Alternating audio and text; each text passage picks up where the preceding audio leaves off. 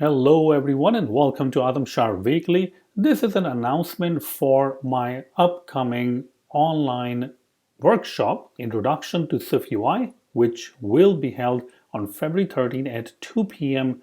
Central Time.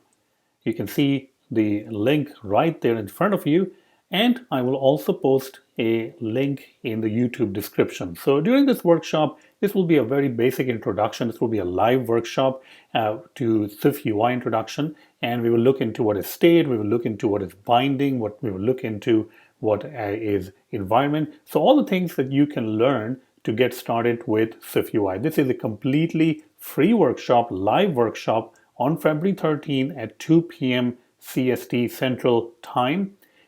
There are only 100 seats available, so you must go and register. If you're not registered, you will not be able to attend the workshop. So use this link, go to this link, and the link is also in the YouTube description, and register for the workshop. Thank you so much, and I will see you at the workshop.